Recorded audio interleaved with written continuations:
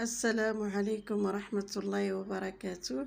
اليوم غادي نحضر معكم وصفة في خضار ديال الدجاج بالروز. هاد الوجبة او هاد الاكلة كتجي رائعة بزاف. عندي هنايا في خضار ديال الدجاج.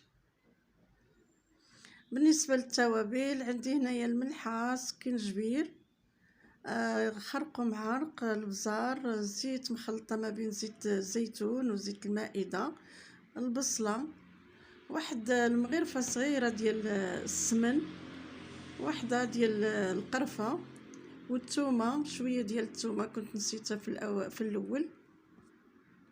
هنا كندير البصلة في الطنجرة وكنشحرها شوية باللي ما تدبل. غادي نضيف ليها في خضر ديال الدجاج فوق منهم التوابل اللي ذكرت. غادي نخلي هادشي يتشحر مزيان باش دوك في خضر ديال الدجاج ياخذوا البنه ديال العطريه وديال البصله. وانا كنشحرهم وانا كنحركهم، يعني ضروري استمراريه في التحراك باش ما يلصقوا ليناش في قاع الطنجره. وهيدا كنبقى مستمره في التشحيره ديال هاد الفخيضات مع البصله باش ياخذوا واحد البنه اكثر ديال هاد التوابل.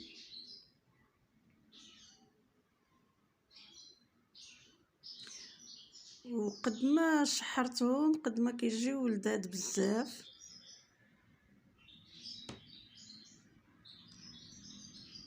من بعد ملي شحرتهم هنايا غادي نضيف ليهم الماء،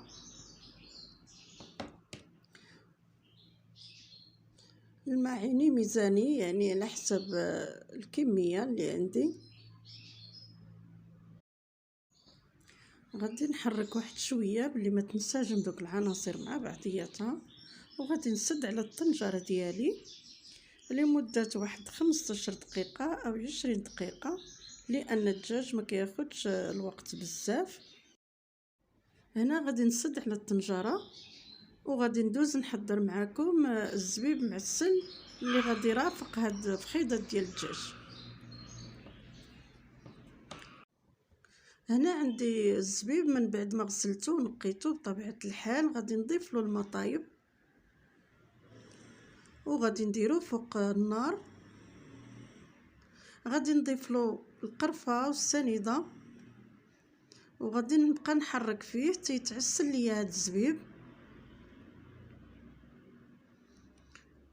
هنا كما كتشوفوا الزبيب راه تعسل وطاب، يعني استوى.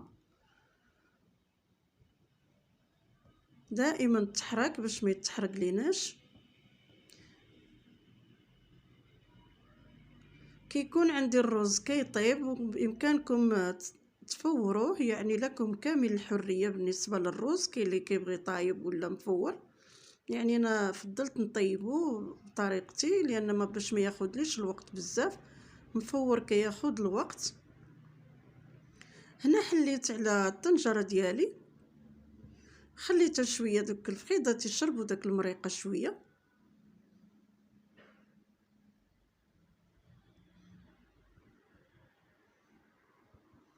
من بعد غادي نحيدهم، غنديرهم في الفران يتحمروا. من بعد ما غندهنهم بشويه ديال السمن او الزبده، داكشي كيبقى اختياري. انا دخلتهم للفران، بغيتهم ياخذوا اللون ذهبي. غادي نبقى نشحر في داك المريقه حتى تولي ليا بحال هكا الدغميره، بحال الشكل ديال التحمار. ودائما الاستمراريه في تحراك هاد الدغميره باش ما تحرقش لينا. وهذا هو الطبق ديالنا ديال هاد اليوم. الطبق جا زوين بزاف، لا شكلا ولا مضمونا. جا زوين بنين لذيذ بمكونات اللي فيه، وحتى الطريقه جات طريقه عاطيه المنظر، الطريقه زوينه. تمني تجربوه وتردوا عليا الخبر ان شاء الله. وهنا ما بقى ليا الا نقول لكم خليت لكم الراحه. السلام عليكم، إلى اللقاء في فيديو جديد آخر، وصفة جديدة أخرى إن شاء الله. باي باي.